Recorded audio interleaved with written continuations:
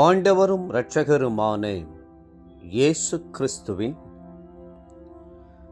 ஈடு இணையற்ற நாமத்தில் அன்றன்றுள்ள அப்பம் வாசகர்களுக்கு எங்கள் அன்பின் வாழ்த்துக்கள். 2025 ஆண்டு ஆகஸ்ட் மாதம் 17ஆம் தேதி ஞாயிற்றுக்கிழமைக்குரிய தின தியானம்.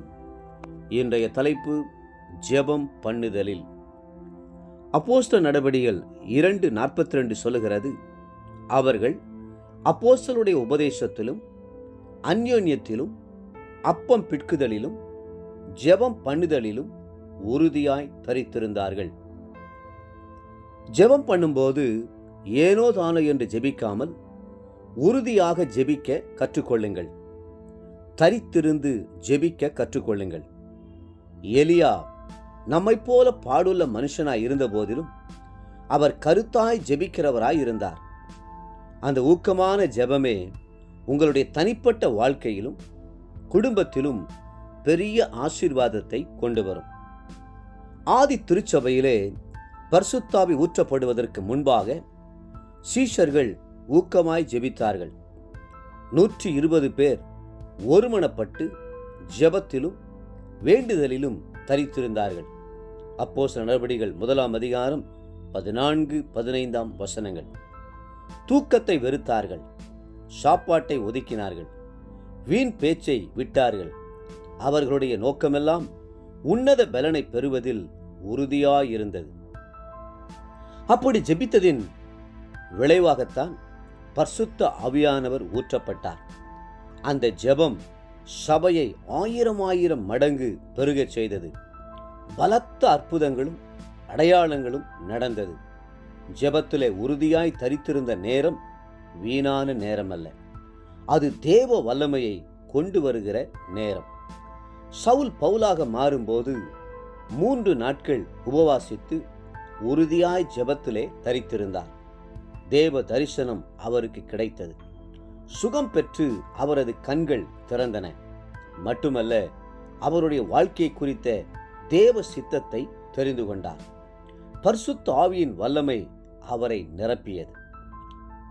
சார்ல்ஸ் பின்னி என்பவர் வரலாற்றிலே காணப்படும் வல்லமையான ஒரு ஜெப வீரன் ஆவார்.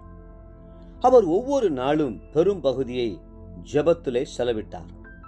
அவர் ஊழியத்திற்காக நியூயார்க் மாநிலத்திற்கு ஒருமுறை வந்தபோது அங்கே இன்னொரு ஜெப வீரனை சந்தித்தார். 2 பேருக்குள்ளும் பெரிய ஒருமனப்பாடு ஏற்பட்டது. 2 பேரும் கரம் கோர்த்து ஜெபித்த போது அந்த பட்டணத்தில் பெரும் எழுப்புதல் ஏற்பட்டது. உங்களுடைய வாழ்க்கையிலும் குடும்பத்திலும் மகிமையான மாறுதல்களை கொண்டு வரும்படி கர்த்தர் விரும்புகிறார். அதிகாலை எழுந்து ஜெபியுங்கள், குடும்பமாக ஜெபியுங்கள். ஜெபத்திலே உறுதியாய் தரித்திருந்து மன்றாடுங்கள். யோவேல் தீர்க்கதரிசியின் காலத்திலே யோவேல் ஒரு பெரிய எழுப்புதலுக்காக ஜனங்களுக்கு அழைப்பு கொடுத்தார். சீயோனிலே எக்காளம் ஊதுங்கள், பரிசுத்த உபவாச நாளை நியமியுங்கள், விசேஷித்த ஆசரிப்பை கூறுங்கள், ஜனத்தை கூட்டுங்கள், சபையை பரிசுத்தப்படுத்துங்கள், முதியோரை சேருங்கள், பிள்ளைகளையும் பாலுண்கிற குழந்தைகளையும் கூட்டுங்கள். யோவேல் 2ஆம் அதிகாரம் 15-16 வசனங்கள். இன்றைக்கும் ஜெபிக்கும்படி கர்த்தர் தம்முடைய ஜனங்களை அழைக்கிறார். தேவப்பிள்ளைகளே, உங்களுடைய வாழ்க்கையிலே என்ன பிரச்சனை இருந்தாலும் போராட்டங்கள் இருந்தாலும் ஜெபம் ஒன்றே அவைகளை அகற்றும் கருவியாயிருக்கிறது. ஜெபிக்கும் போது தேவனுடைய கரம் வல்லமையாய் இறங்கும். கோணலானவைகள் செவையாக்கப்படும். கர்த்தர் நிச்சயமாகவே அற்புதத்தை செய்வார். இன்றைய நினைவிற்கு அப்போஸ்தலர் நடபடிகள் 6:4. நாங்களோ ஜெபம் பண்ணுவதிலும் தேவ வசனத்தை போதிக்கிற ஊழியத்திலும் இடைவிடாமல் தரித்திருப்போம்.